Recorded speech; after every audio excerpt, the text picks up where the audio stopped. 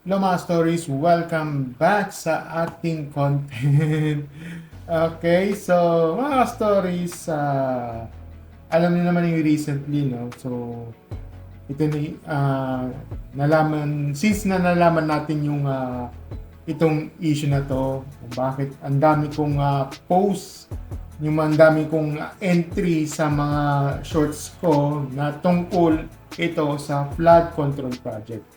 Kung naalala niyo yun, di ba nag-expose ng not just one, not just two, not just three, hindi 5, 7, kundi 9 company, construction company, no, na talaga binulgar at nagkaroon ng parang nagulat sa buong Pilipinas, hindi lang po Pilipinas at medyo pati yung mga kababayan doon, yung mga OFW na nagulat sila na ganito pala ang ano. So, yun. At ang masaklap dito is itong mga may-ari is may parang meron silang ganid ng dito na medyo may ganid sila sa kukurakot, mga corruption pala na kasama sa ano. So, may paliwanag ako dun, so natin. Panoorin natin ito, galing ito kay Ma'am Day. Ito kay Ma'am Day. So, ito yung nagiging ghost projects. So, yun. Kaya napapansin yung may mga yung mga projects hindi siya kapulido. Hindi siya kapulido yung gawa. Minsan tinipid. Tapos yun, minsan nga yung tinipid yung bakal, yung iba naman di ko sure kung iba nga, ewan ko lang sa correct me, I don't know, minsan ewan ko lang sa sa ginagamit yung kawayan, di ko sure pero sabi daw dito mas matibay daw yun tibay daw ng bakal yun, yung kawayan na yung bamboo, yung ginagawang parang imbis na bakal, yung kawayan. Pero comment section nila kung totoo ba yun na tibay din ng kawayan o bamboo yung ginagawang sa semento. Anyway, yun nga yung balik tayo dun sa niya, yung nga tinipid daw pati bakal ganito, hanggang sa napansin nyo na yung medyo palpak yung gumuho na yung dike, yung parang arang ata yun. Tapos yung napansin nyo, di ba yung yung tulay, kung napapansin nyo yung naguho yung tulay, di ba, yung kung napansin nyo yun, yan, yan ang pag-usapan yun kasi dito nagiging dahilan ang isang ghost project. So pakinggan natin saglit ito, pakinggan natin to yung niya, itong statements niya tungkol itong ito galing to kay Miss Day. Let's go. Kasi nyo rin ba yung pattern na tuwing may malalaking iskandalo ang gobyerno natin, maya-maya lang may bago na namang issue na ipapasa sa atin o ibabagsak sa harap natin. At pagdating ng bagong issue na yon, biglang natatabunan yung totoong issue. Example, naalala nyo yung iskandalo ni Alice Guo. Lahat galit, lahat nagtataka kung bakit siya nakaupo sa pwesto. Yun nga, dun sila nagalit kasi nagtaka sila kung bakit siya na nakaupo dun. At yun nga na napanood na hindi pala siya pure parang hindi siya Filipino citizen. So, yun, ang dami nagalit, bakit niya nalagpasan to, ganito, ganyan. Kaya yung dapat minsan na ni-investigan na pati yung COMELEC, ganito, ganyan, hanggang sa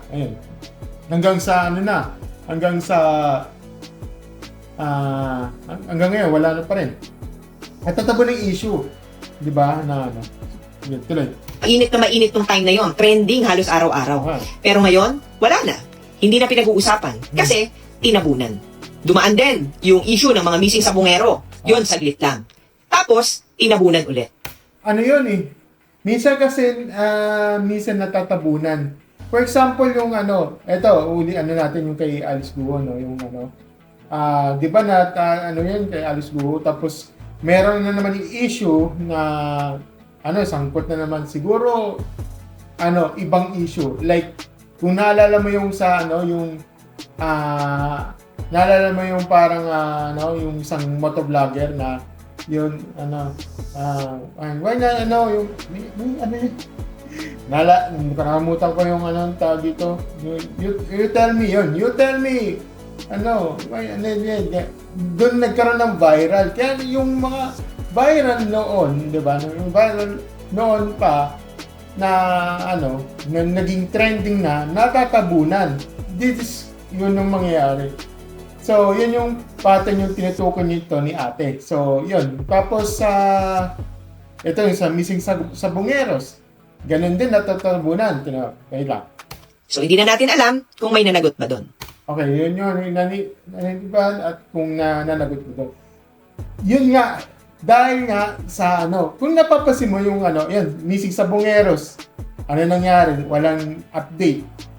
Alam bakit? Kasi, ano, yung issue, like say sa Bini, ganito. Yung Bini, yung for example, sabihin yung about sa food issue, yung pag-taste, di ba? Ang daming nagalit doon, di ba? Kaya na nangyayari, nagte-trending, natatabunan yung ano, over the missing sa Bungeros. Ano nangyari? Na-trending yung ano. Tapos yung ano, yung isa pa doon, yung ano, for example, ano, yung alam mo yung ano, yung upcoming video ni SB19, yung Dungka, natabunan na yun. Natatabunan, natatatrending, natatatrending. Ganyan yan eh. Kaya yung level, yung issue yun, natatabunan. Kaya yun yung tinutukoy dito. So, yun. Tuloy. Ngayon, kumaharap na naman ang bansa natin sa isang malaking iskandalo. DPWH scandal. Bilyong-bilyong piso ang pinag-uusapan natin dito. Pondo na dapat para sa proyekto ng bayan. Pero binubulsa to ng mga ganid na politiko. Dapat mainit na usapan to. Hindi natin to dapat tigilan hanggat may managot. Yan ang dapat natin tutukan until now. Ngayon, ano sa ngayon, ano, ongoing yung, ano, ang investigation ngayon. Recently, nag-iimbestigan ng mga, ano, bakit yung mga audit, ganito, na tungkol sa flood control projects, bakit nagiging ganito, ano, bakit nagiging anomalya yung ghost project, ganito, bakit hindi na, ano, parang, bakit gano'n na yung mga audit nyo, ganito, bakit kulang-kulang, ganito, ganyan, di ba? Ang na yun, kulang. Pero alam na natin ang mangyayari dito. May bago na namang controversy na ilalapag sa harapan natin. Probably next week, the week after, we don't know. Okay, so ang tinutukan niya ito, baka kasi baka ang yan ang nakakatakot dito na either next week, baka may matatabunan naman ng issue. Ayan naman tayo. Pwedeng, yung sinasabi niya, ito yung sa Ghost Project. Ito yung prediction niya yung kay ate, no, na if ever na magkakaroon ng issue, yung di ko natin alam kung anong issue to. Pwedeng issue sa sa influencer, pwedeng issue sa for example, issue sa yung mga showbiz personalities, pwedeng issue yung kay let's say yung yung mga tao dito na, for example, showbiz columnist versus celebrity, parang ganun. Pwedeng magiging issue yun, di ba? Pwedeng may klase na matatabunan. Or, meron kasing ang daming yan, issue yan. Magkakaroon ng issue yan. Yan yung tinutukoy niya ni ate dito. So, dapat, pag once na nagkaroon ng issue, dapat huwag nating kalimutan yung issue na to, itong Ghost Project ito, dapat huwag nating kalimutan. kaya minsan yung mga nanonood dito, minsan naaasar sila, bakit puro ghost projects na lang. Para sabi yung iba na, nakakasawa na yan, ganito, ganyan. Ano ba yan, hindi kayo nakapag-move on, ganito, ganyan.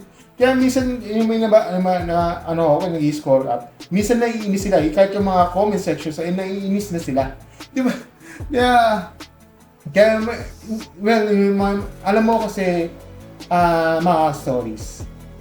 Pera ang dito, kaba ng bayan. Kaya mapapansin nyo, yung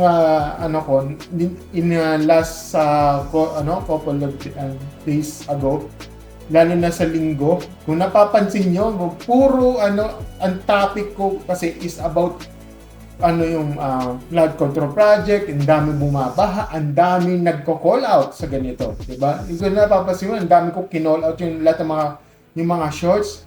Ilang shorts sa isang araw, 40 yung in-upload ko. Kaya nagulat na lang, medyo tumaas yung medyo tumaas yung views ko. They say 1,000, 2,000 per per shorts yun. Tumaas siya. Kaya ang daming nag-call out na ganito, dapat investigator, ganito, ganyan. Kaya yun, at yan lang yung parang gusto niyang dapat once na nagkaroon ng issue na yan, kailangan yung issue na tong flood control dapat malamangan yan. Hindi pwedeng ibababa yan. Ganyan yung mangyayari yung parang engagement. May mga tao talaga na may naaasar kasi sabi daw, ba naman yan? Hanggang ngayon, issue pa rin yan. Ano ba yan? Ganito. Ano ba yan? Bagong issue naman. Nakakasawa na. Ganito, ganyan. Kaba ng bayan na pinag-uusapan natin. Ito, pera natin ang pinag-uusapan. Ba't kayo, ba't kayo nasasawa na? Alam mo yung nakakalungkot na isipin eh. Daming, ito sa social media. Ngayon, wala na. Medyo, humihina na yung, yung usapan. Humihina yung trending dito tungkol sa Flood Control Project. Dahil nga sa Nepo Babies, Disney Princess, di ba? Yung gano'n. Ang daming Tapos yung iba naman na sinasabi daw, i-normalize puno daw yung mga pagbubuli sa mga ganito. Ay, speaking of bullying, iba ang bullying sa call out, ha? Iba ang bullying sa call out sa ginagagawa nyo. Iba yun. At saka, kung susumahin mo yung regarding sa sa bullying, ibang usapan na yun. Okay? Well, may mga bakit nyo kino-call out lahat talaga? Dapat nga yung mga paano kung sabi nating inosente sila sa pag-flex ng ganito, di ba? Na hindi nila alam, mag-flex lang naman ako, ganito. Tapos, bigla lang siya na-bash, ganito. Na hindi naman niya alam na, hindi niya akalain na, kaya siya nababash dahil lang sa sa mga magulang niya na corruption, mga corrupt na yung corrupt na mga kanyang mga magulang, di ba? Kaya siya na parang for example, nagtataka or nagulat siya. Bakit ganun? Parang ako pa yung naging kasalanan, ganito, ganyan. Lang ako, parang wala na, feel ko lang, tapos ganyan lang nangyayari sa akin na hindi ko kamali-mali. Di ba? Yung hindi ko kinakampi ito yung mga Nepo Babies dito, ha. Yun kasi yung perspective dito, kasi nakakalungkot isipin na bakit nyo sinasabi na i-normalize yung mga pagbubuli. No, yung ang tandaan nyo, ang bullying kasi dito is hindi maganda yan. Okay? Hindi maganda ang pagbubuli. I'm not tolerating yung mga ganyang bully. Kasi ako rin, nabiktima ako ng bullying, tapos gagawin mo sa iba, yung katulad ng na inosente, tapos 'Di ba? Kung magulang lang, siya lang 'yun. Huwag mo idamay yung anak, 'di ba? Mali yung yung may ano sa inyo, tuloy. At ang goal, ilabas to para tabunan ang mga flood control projects. So pinapaalala ko lang na huwag tayong magpalinlang. Hanggat walang accountability, hanggat walang hustisya, hindi natin pwedeng iwanan tong issue na to. Tama naman. Kailangan talaga na yun nga yung sinasabi ko, kailangan iakyat. Kasi tayo lahat ay mayroon tayong boses sa atin.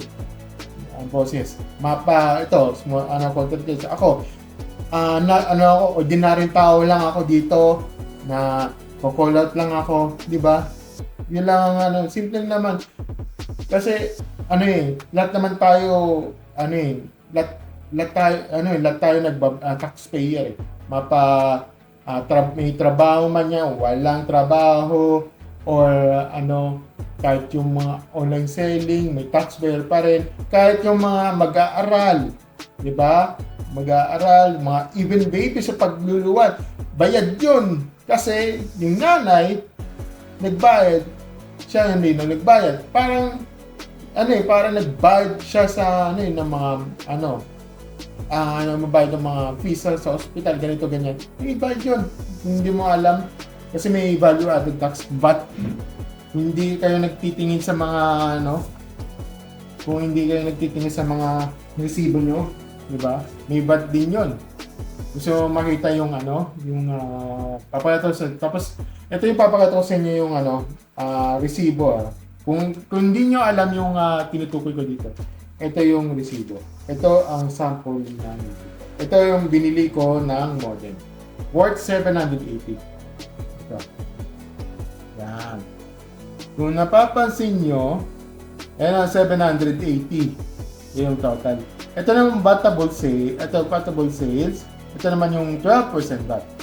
Kung napapansin nyo, yan, okay, so screenshot mo lang, Marky, mo na lang to, i-screenshot mo na lang to, para, tapos i-zoom in mo na lang dyan sa kanan.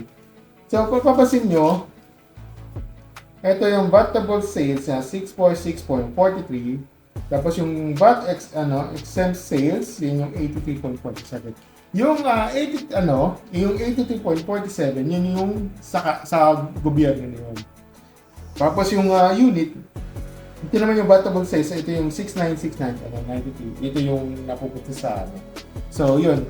Kaya ito yung walay siya. Yung walay siya sa kanya. So, yun. At, yun, doon sila makakuha. Every time, bibili kayo. Kahit yung mga fast food chains, kahit monthly natin, basis. For example, yung mga miscellaneous, like yung tubig natin, kuryente, di ba, lahat tayo magbabayad yan. Kaya, yun.